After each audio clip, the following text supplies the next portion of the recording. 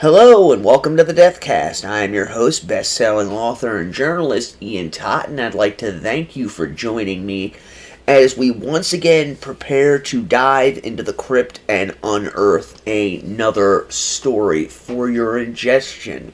This week we are looking at the case of Roch Thériault, leader of the infamous Canadian cult, the Anthill Kids. Before we get going, however, I have the normal show notes. If you would like to follow me on social media, just search for Ian Totten, author, or The Deathcast. You can find me on most social media sites. If you would like to sign up to the show's mailing list, just go to corpsecreekpublishing.com and click on the sign up button. While you're there, please consider making a donation to the show. Buy me a cup of coffee or a pack of smokes. No amount is too small, and obviously no amount is too large. If you are interested in becoming a Patreon member to get access to exclusive content, just go to tinyurl.com/DCPatreon. For as little as $2 a month, you can help support the production of this show.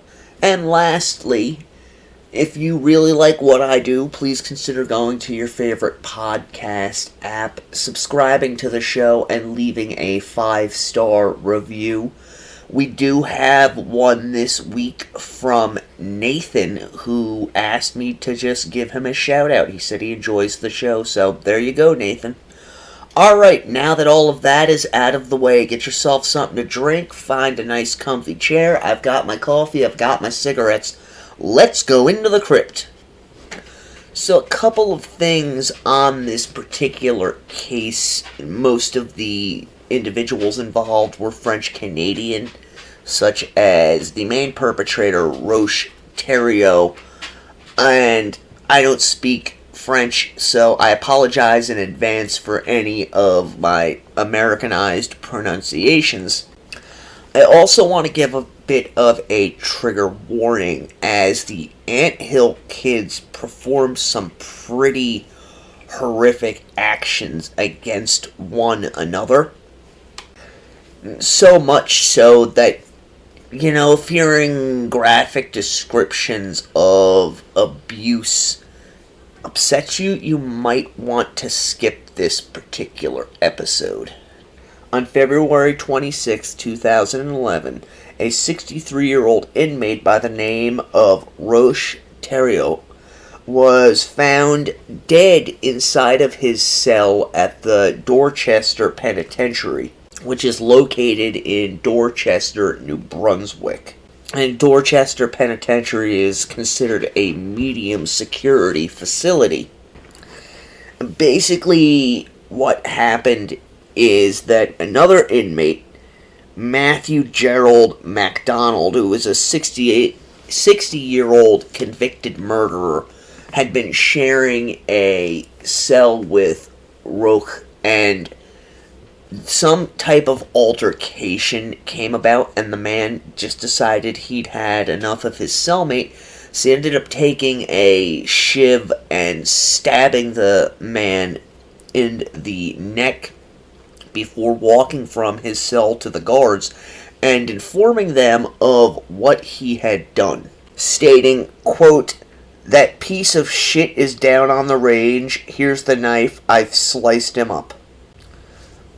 Obviously, this man ended up being sentenced.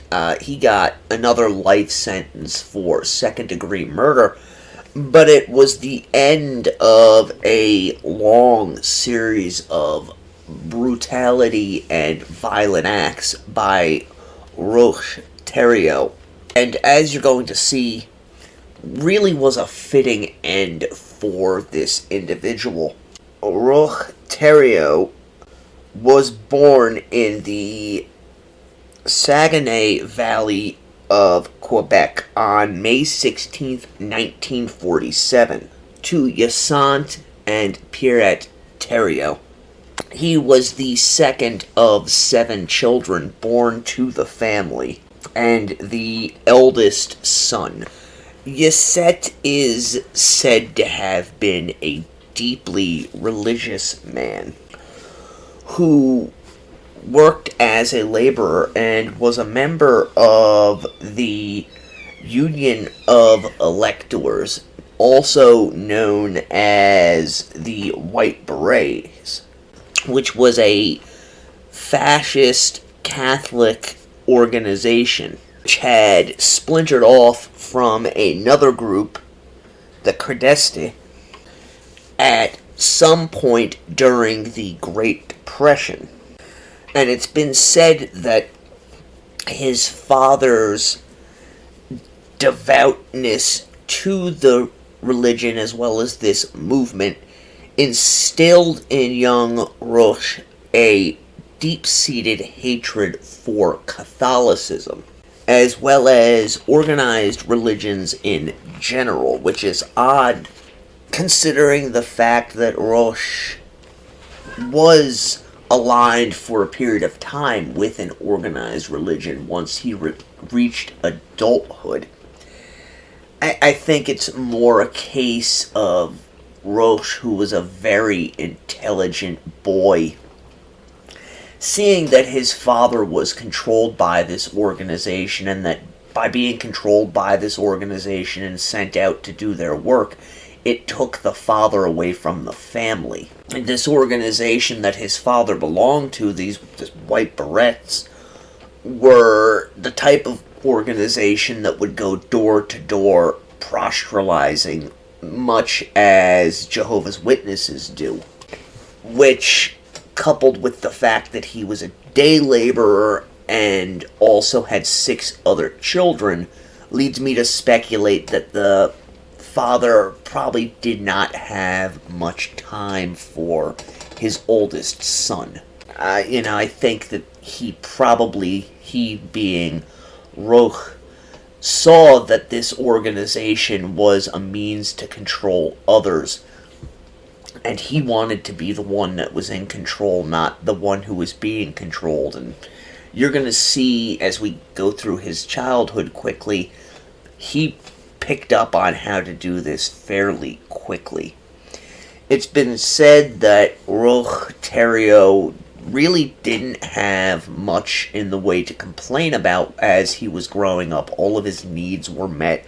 And once they moved from Saguenay Valley to the Thetford Mines area of the Eastern Valleys, the school in the Thetford Mines only went up to the 7th grade. Therefore, none of the Thériault children got any sort of education beyond this, which left them with a lot of time on their hands once school was over, as they pretty quickly had to go out and join the workforce, and would lead Roch to discover that he was very good at manipulating people. It's been stated that he learned early on that if he complained about his childhood or his home life, others would show sympathy to him. And he used this to get things from them. You couple that with the fact that Roch was said to have very eclectic interests, which he used to kind of make himself appear to be more intelligent than he actually was, led the young man to a point in his life where attention from others really was the only driving force in his life. And I think that really has a lot to do with the fact that his father was not there quite often, as he was out postulating for the religious order. So, because he couldn't get the attention that he needed at home, he began to crave the attention and admiration of those in the outside world. One of the things that Roch discovered would draw people to him was if he began to speak about spiritual matters, which, given the area that he was living in, which was very small town, cut off from most of, normal society, was easy enough to do. The people in these areas, they didn't have what I'm going to term as big city ideas. It's more likely than not that there was a lot of superstition in the area that he grew up in, and speaking on spiritual matters would spark these fears within the townsfolk, but also draw them to him as they wanted to hear what it was that he had to say. On November 11th of 1967, Roch, who was 20 years old and was working as a laborer, ended up marrying a young woman from the next town over by the name of Francine Granier. And not long after they married, the couple decided to move to Montreal. And I have to imagine that moving to such a large city, given their backgrounds, had to have been a bit of a shock to the young couple. In Montreal, Roch was able to find some means of employment as his wife proceeded to bear him children. At some point during all of this, Roch developed pretty severe ulcers to the point that he had to seek doctors to help him with them. They actually performed surgeries on him. These did not, in fact, help with the issue. It's said that because of this, Roch transitioned from being a Catholic to joining the Seventh Day Adventists, which at the time, I don't know if they still do or not, practiced a good amount of holistic medicine, which he found fascinating. Also, according to numerous sources, Roch began studying numerous medical textbooks in order to further his knowledge on the subject of human anatomy and how to treat various diseases and issues. Around 1969-1970, the Thériaults moved back to the Thetfort mines, where Roch began taking up work as a skilled woodworker, as well as following in his father's footsteps and joining in local politics.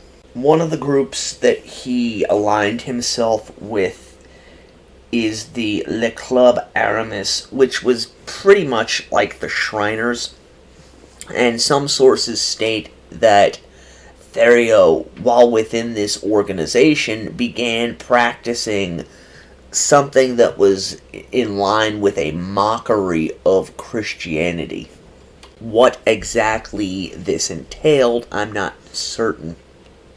It is known, though, that during this period of transition in his life, Roch began to drink heavily, and this started almost immediately to affect his already irritable personality. But it also led him into experimenting with sex. And by that I mean having sex with multiple partners who were not his spouse.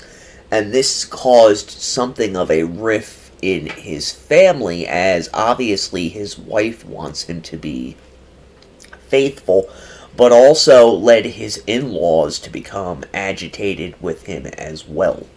Some sources state that basically Roch would take his woodworking skills and head out to Quebec on the weekends, where he was ostensibly trying to sell the various things that he was making, but was in reality having affairs behind his wife's back. Eventually, Francine left Roch, and he ended up in a relationship with a woman by the name of Giselle. And here we kind of see the duality of his personality. He's carrying on these various affairs. He's involved with one woman after his wife leaves him, but he's trying to keep up some form of public appearance, as he has been stated to tell many who would listen that he had very high moral standards and scruples.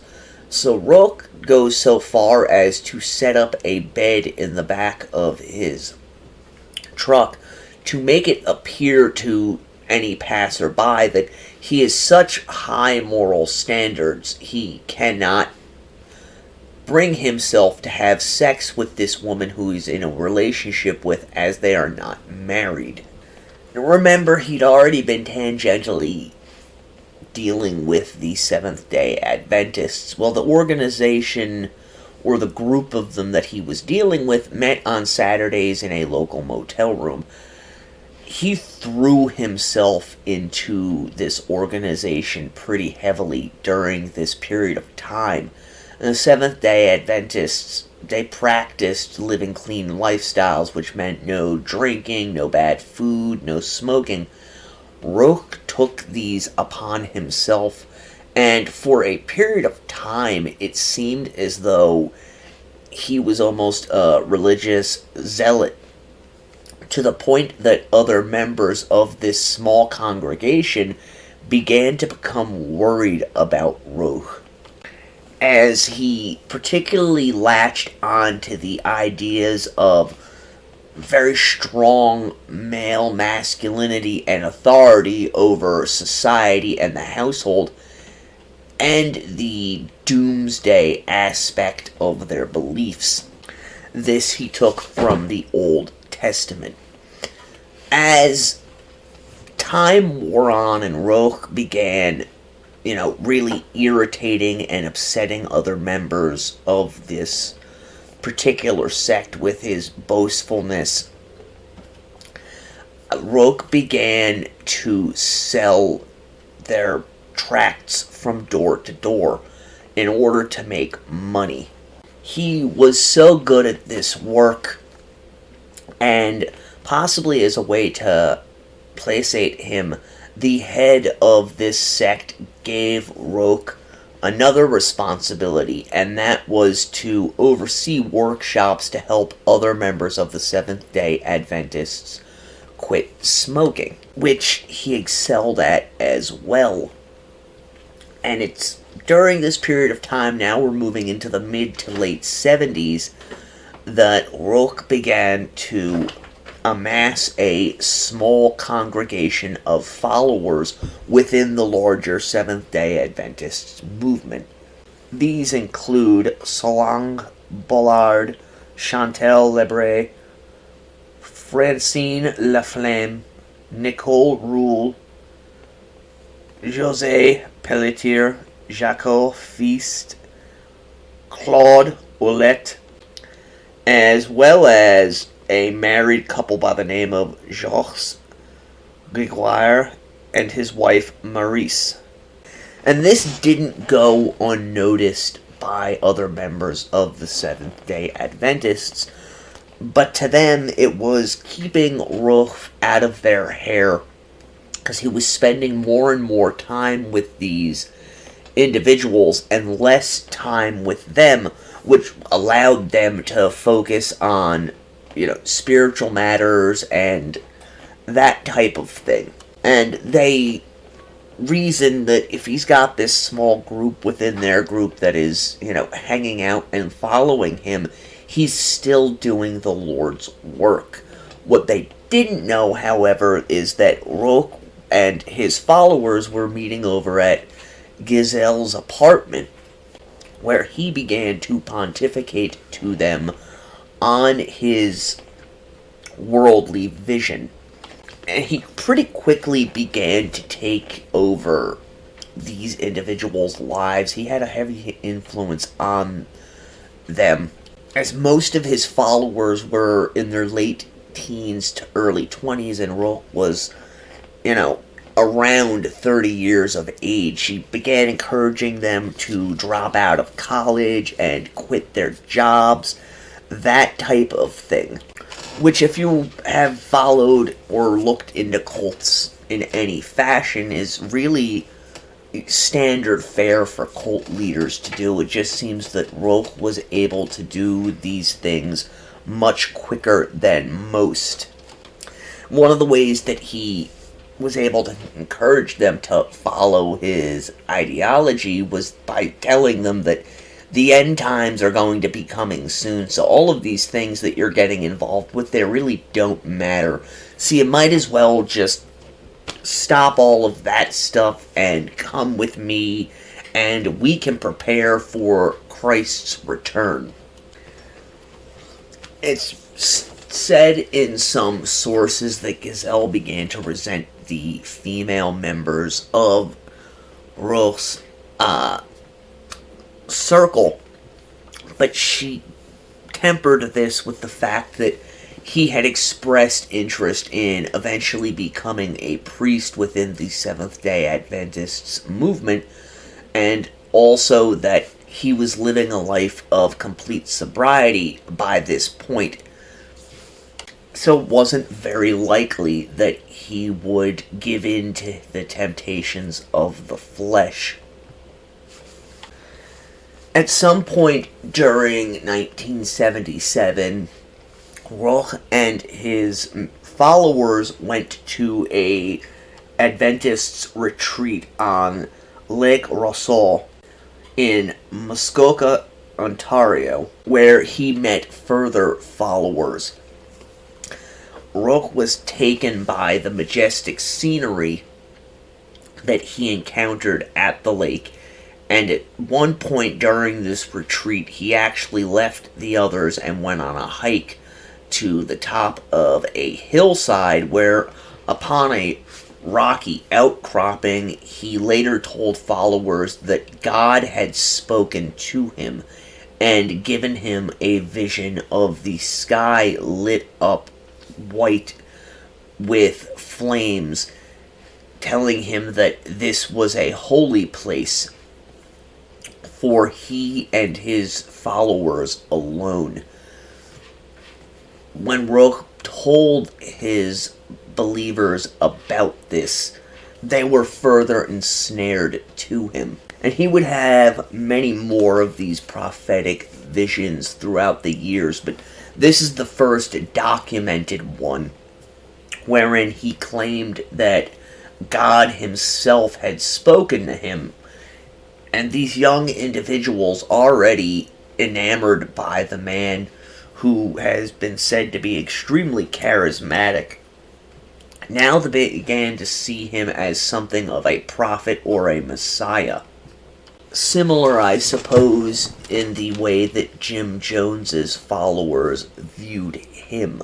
Not long after this vision, Roch decided that the group needed to move away from the Thériault mines, and they settled in an area south of Quebec City. Once there, they opened up a store called the Healthy Living Clinic, where people could come in for holistic medicine as well as organic foods, and Roch could further oversee the lives of his followers.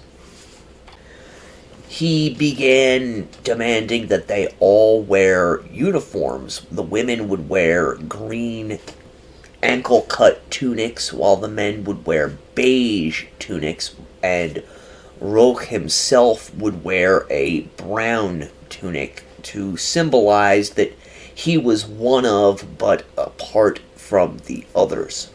You see this kind of thing quite often in cults, where the leader needs to inform everyone who encounters them that he is different from the normal followers. He's special. He's an anointed one.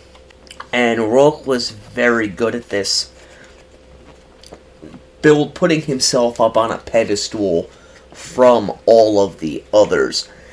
New members to the group that came in during this period of time would sell all of their worldly possessions in order to help fund this clinic and fill the organization's coffers. And at least according to some accounts, the Roch and his followers were living fairly comfortably. I mean, they weren't multimillionaires or anything like that, but they had the money to get the necessities that they needed, as well as keep up with the store, but also to spread their word further afield from the clinic. The popularity that Roch was seeing during this period of time, especially among young women, really started to eat at Gazelle, and she eventually decided that the only way she could keep him from straying afield was to marry him. So she proposed, and a week later, Roch ended up accepting this proposal, and the two were married on January 8th, 1978, at an Adventist church in Montreal. Some accounts have it that during the 5-hour trek back to the clinic after this marriage, Roch pretty much ignored his new bride and instead focused his attention on the young women in the van. One account has it that Gazelle cried the entire night of what should have been their honeymoon on a mattress, as she came to the realization that Roch had only married her in an effort to show that he was loyal and sincere to the Seventh Day Adventist's cause.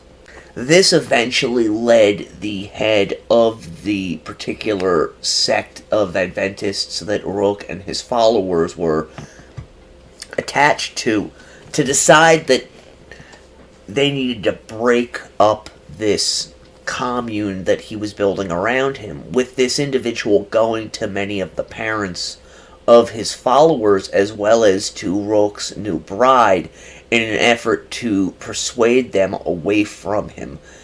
Unfortunately, though, he was too well entrenched in their minds at this point for the man to be successful. This escalated, though, as families began to contact the police in an effort to get their loved ones out from under Roch's thumb.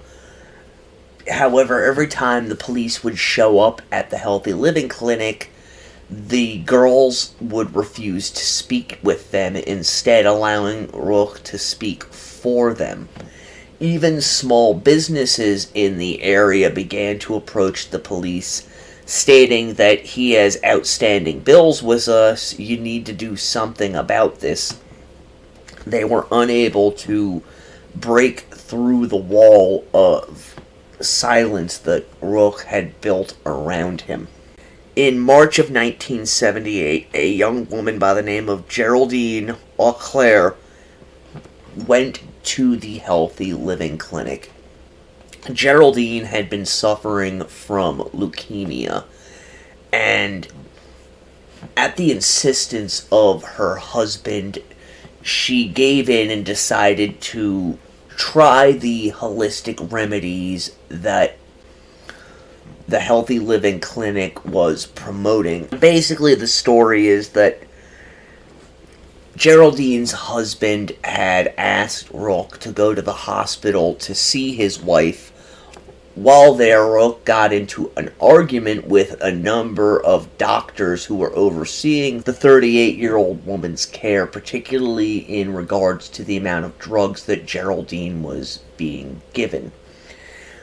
After meeting with Geraldine, Roch goes back to the husband and says, we can help her, but we can't do it in her current setting. You need to check her out of the hospital and into the Healthy Living Clinic, where we can help. And her husband does this, to the protestations of both the doctors as well as Geraldine's father. Obviously, Geraldine, now bereft of the doctor's care, did not last long in the clinic, as Roch's treatment for her was organic food and grape juice. And when Geraldine eventually died, Roch went to his followers and told them that he had kissed her, bringing her back to life briefly. ending his statement to them with, quote, "You know, when God wants people, he takes them. It was Geraldine's time." More people began bringing sick loved ones to the Healthy Living Clinic as Roch was building up something of a reputation in the area as a faith healer. Some of this may have been because he was so well read on the human body and medicine that he was able to find everyday cures, so to speak, to less severe issues that individuals were having, or that he was able to get individuals who may have had something that was more severe, such as, say, diabetes. He was able to get them into a healthier lifestyle, and this lessened the problems and the symptoms that they were experiencing. It's almost like a carny trick that he was pulling on these individuals, acting as though, he was this great man of God by just doing simple things that would take away their symptoms or lessen them, to the point that others began hearing about him and believing that he was, in fact, a holy man healer. But not everyone was blinded by his shtick. The Seventh Day Adventists eventually decided that Roch needed to go, and they voted him out of the religious movement. This obviously did nothing to slow down Roch's momentum, as not long after being removed from the Seventh Day Adventists, he decided that he and he alone should be the determining factor in his followers' lives. He began to pair the women up with the men, stressing to them that they must be subservient to these men and then marrying them. This despite the fact that oftentimes the women had no attraction whatsoever to the men that Roch decided that they would be with. So you can see how quickly he has escalated the control over his followers' lives. When you compare him to someone like Jim Jones, it's almost astounding that he was able to get control of them so completely and quickly, whereas Jones, it took years and years of both building his organization and working on the minds of his followers to achieve similar results. Not long after these marriages were performed, Giselle decided that she could no longer take her husband's growing popularity, and she gave him an ultimatum. He was either to break up their commune and let these individuals go on with their lives, or she was going to leave him and head back to live with her father. Roch's response was to punch her in the face before forbidding her from leaving the room that she was in for 2 days, which, at least from what I could find, Giselle heeded his demands and stayed inside of this room. It's a good indication and window into the type of individual that Roch was becoming, and the sway that he held over people, that after beating his wife, she acquiesced to what he wanted and did not press back against him. In June of 1978, Roch decided that they needed to shutter the Healthy Living Clinic. This was due to numerous reasons, such as their outstanding debts, the police presence around the clinic following Claire's death.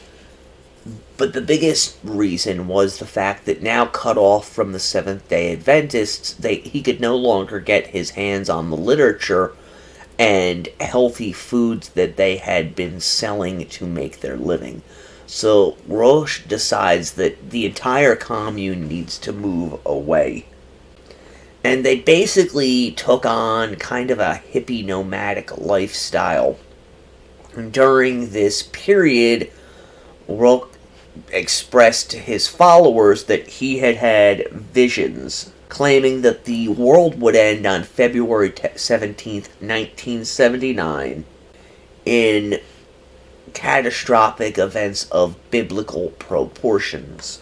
He further stated that those within the commune would at this point be anointed as God's chosen people and would be allowed to continue existing as they had been, but only if they chose to follow Roch's guidance and live life as he prescribed to them. And it was at this point that the group set off into the foothills of the Appalachian Mountains. On July 11th of 1978, they found themselves on a small hillside near an area called Dry Lake, which Roch dubbed the Eternal Mountain, and it was here that his group of followers set up camp, building a shanty town and later constructing a communal center for them. Some who were within the movement said that they were worked like dogs at this point, spending upwards of 17 hours a day constructing this communal sentence, while Roch oversaw the operation and began to ration their food. He began to take a much harder line towards his followers at this point, where any infraction or complaint could result in them being restricted from eating. A handful of followers left at this point of time, with Roch doing nothing to stop them, instead proclaiming to those who had remained behind that those individuals who had left had proven themselves to be unbelievers and unworthy of God's grace, dubbing them evil in the eyes of the Lord. When the communal center / cabin was completed, Roch dubbed himself Mose or Moses, proclaiming that he had been designated by God to lead his chosen people forward, while Giselle was renamed Mammy. One thing of interest to note is that at this point, late September, early October, the organization was subsiding strictly on the welfare checks that the members were getting. How they were able to swindle the Canadian government of this money, I really have no idea, but I'm sure that Roch helped them to concoct the stories that they would use in order to receive these funds. Not long after this revelation, or so it said, Giselle related to her husband that many of the girls who had not been married off by him were lonely, and he related this to them, which, if you know anything about cults, you understand where this is leading. It's really a tactic by Roch to get into these girls' pants. When Giselle learned of her husband's infidelities, she attempted to leave the commune, but he tracked her down, knocking her to the ground, and began to squeeze the life out of her with his hands by grabbing her by the throat and choking her, until Giselle agreed to return to the commune with him. So he's got everything going on at this point. He's got complete control of his followers and their lives. He's got the women bowing down to him and fulfilling any sexual fantasy that he may have, and he's also beginning to abuse them in various ways. At this point, though, the biggest target of this abuse is his wife, with the other followers really being restricted to food rationings. But it gets better, so to speak. He decides at this point that all of the marriages which he had forced upon his followers, and even those who were legally married, they were all void. And he now begins to marry the women to himself, which, of course, just further allowed him to have intercourse with the women as he saw fit, and deprived the men within the commune of any release for the sexual urges that they may have been feeling.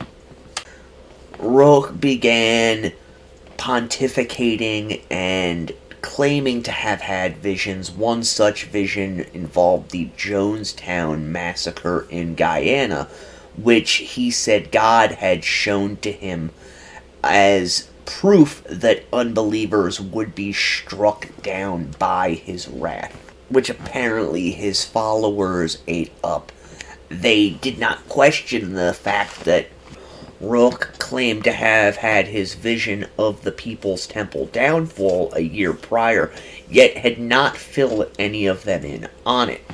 Had any of these young people who were under his sway questioned him on this, it would have led to some form of violence from Roch and some of the others towards that individual, but it may have actually woken up some of the others as to the fact that he was claiming to have visions after the fact of something occurring.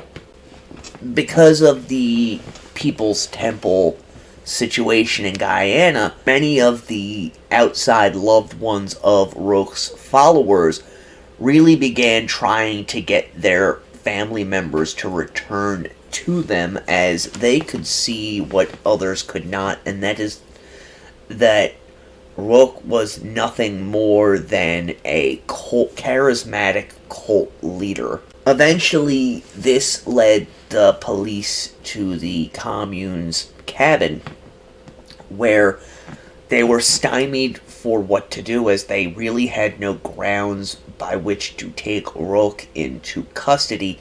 He wasn't presenting himself to be a danger to himself or to others.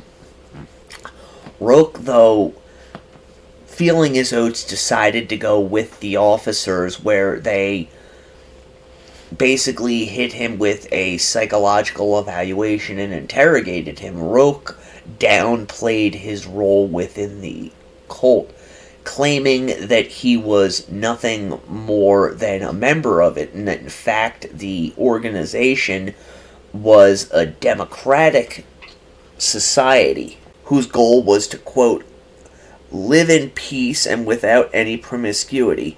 The police, unable to do anything, obviously had to let Roch go back to his commune, although they did keep periodic watches on the organization, mostly at the behest of family members who were adamant that their loved ones were in a cult and that this man was controlling them.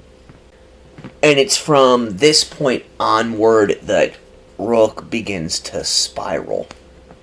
He begins drinking again. He starts eating meat and other food that their diet had previously prohibited, but he also begins to prostitute out various females from his congregation to the locals to get things such as bread, milk, fruit, eggs, and delivering drunken sermons to his followers, who were forbidden from falling asleep while he pontificated. His level of abuse began to escalate as well. He began clubbing members in the side of the head for the slightest of infractions, and at one point broke two of his legal wife's ribs after she ate more food than he had told her she was allowed to have.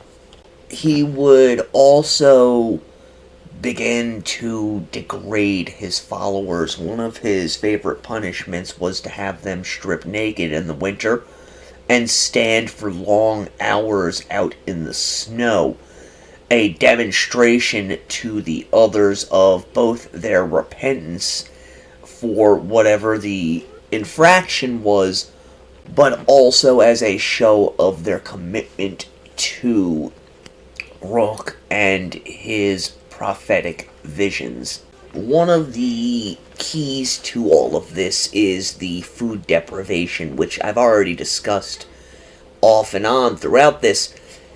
He really began restricting what people could eat, how much, and when.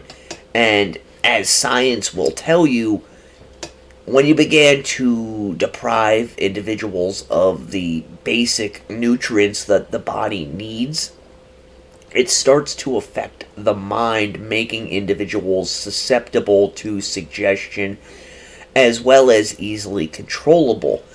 And Roch was able to use this to get his followers to really do whatever it was that he wanted, even going so far as to have them write letters to him any time that they strayed from his rationing program. It actually puts me in mind to how communist Russia, back under the Stalin era, when they would arrest somebody that they were going to put on a show trial, this individual, so desperate to get back in the good graces of Stalin, would write these long, rambling letters to him professing their allegiance to him, while at the same time apologizing for the transgression that he claimed they had perpetrated.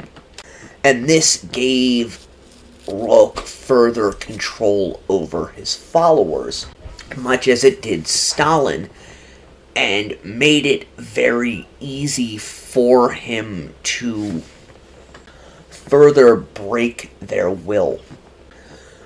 One story that has come out about the cult is that at one point one of the female followers decided that she was going to leave, and Roch instructed her legal husband to cut off one of her toes with an axe as punishment. When the man began to balk at this idea, Roch began to taunt him fairly heavily, basically asking him if he was gay and if he lacked the intestinal fortitude to do what God had prescribed him to accomplish.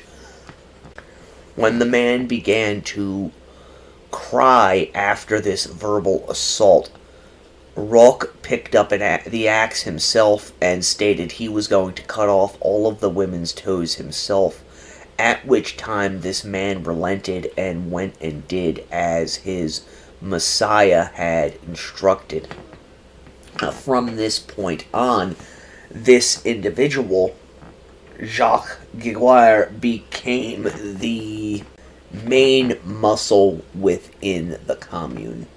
When the day of the coming judgment passed without any end coming to the world, Roch claimed to his followers that it was very difficult for a normal human being to divine exact dates from the heavens, and that time passed differently for him as it did for other people.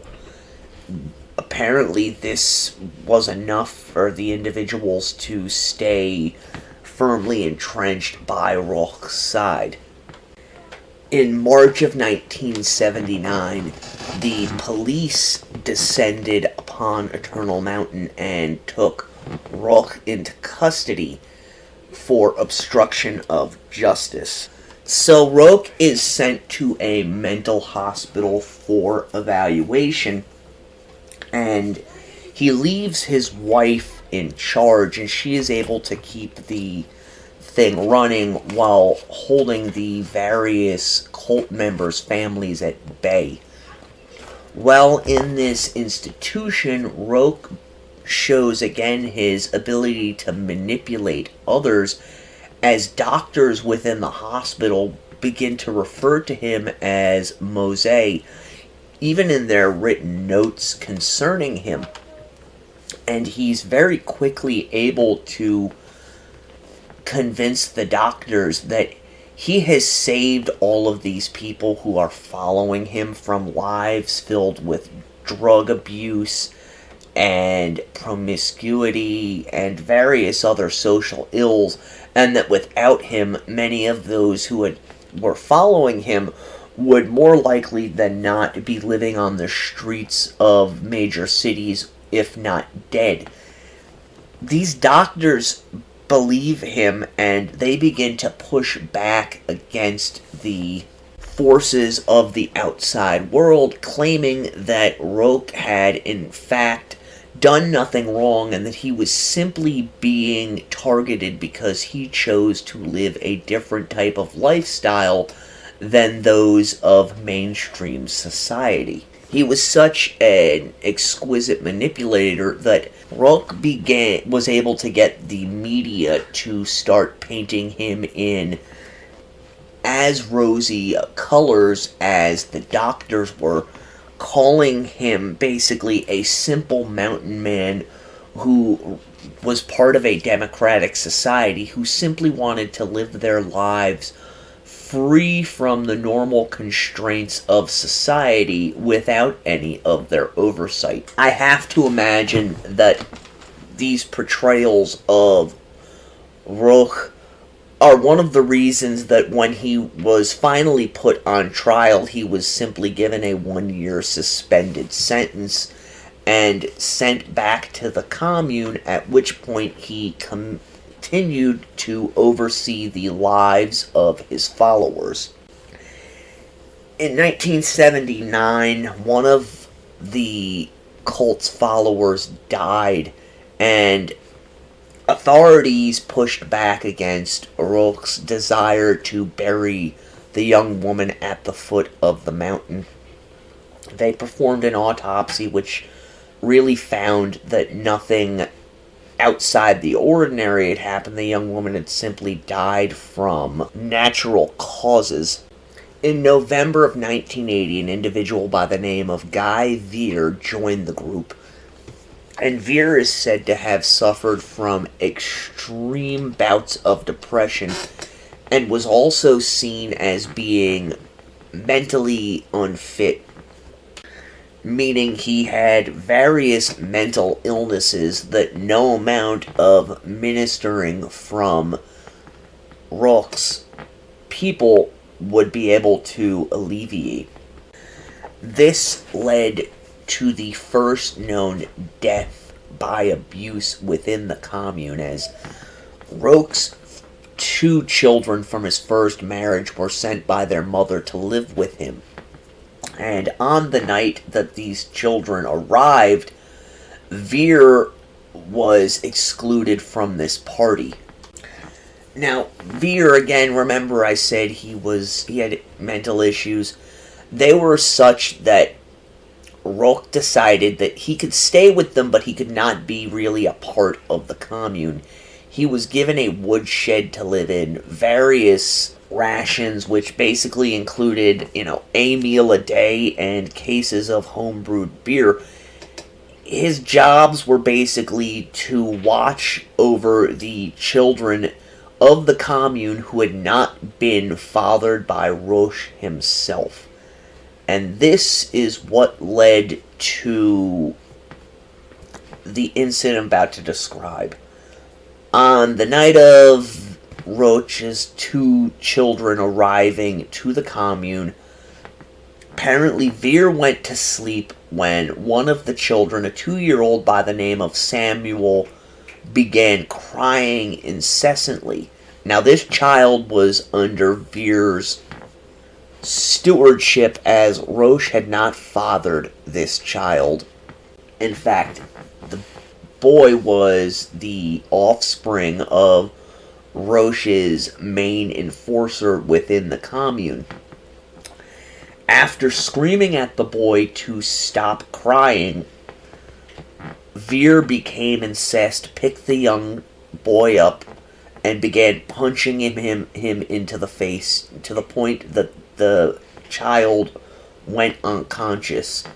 Now, according to court testimony, the following day, Roch was made aware of this situation and went to minister to the child. He found the young boy's head flopping back on its neck, which is an indication that it probably had a broken neck. But he also found that the boy's penis had become swollen and engorged, and to alleviate this symptom, he basically, and I apologize, there's really no other way to say it, he lanced the boy's penis in order to allow the flow of urine to come out of his body. Obviously, Roch has no idea what he's doing, and this boy sadly died the following day. However, another story that came out from a commune member is that the boy was beaten, but he wasn't dead, his neck hadn't been broken, but that Roch, upon seeing this boy, who he considered an animal as he had not fathered the child, decided that he was going to perform a circumcision on this boy. And to do this, he used ethanol alcohol to sterilize the razor that he was going to do, but he also filled up a rubber bulb and filled it with this ethanol alcohol solution, squeezing it into the young boy's mouth as a form of anesthesia. And according to this version of the story, the child actually died from alcohol poisoning. After the child's death, his parents showed little to no emotion, and it was decided that this young child would be buried on the commune grounds over fears that animals might get to the remains. So they buried the remains and went back to things as they had previously been. Eventually, Roch, who was increasingly consuming alcohol, decided that Veer should stand trial for his crime, with various members of his extended family serving different parts within the trial. Veer ended up not being found not guilty by reason of insanity, but Roch was not satisfied with this judgment, and he decided that Veer should be castrated. After informing Veer that this was to be his punishment, and letting him know that he should sign a letter of consent, but, they wouldn't complain should he not. Veer did sign this letter. The young man laid down on a kitchen table, at which point a rubber band was placed over Veer's testicles and they were removed. Amazingly, Veer survived this, although Roch was still incensed for some reason at this man and began tormenting him at every chance, beating him mercilessly whenever he could. This led to Veer escaping from the commune and heading to a nearby village where he told authorities that a baby had been kicked to death by a horse. This led to Roch and the child, who's the child that had his penis lanced by Roch. The parents ended up being arrested as well. It was at this point the police learned that Veer had beaten the child severely, and they also discovered the boy's body along with the letter of consent that Veer had signed. Roch and various members of the Commune ended up being charged with negligence in regards to this young boy's death, and eventually all of them were found guilty.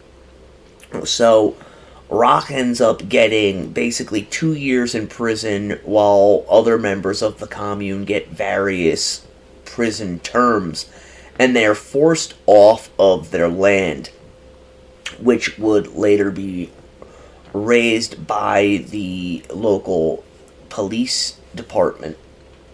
So while Roch is sitting in prison, his followers move into apartments within Quebec City so that they could still be close to him.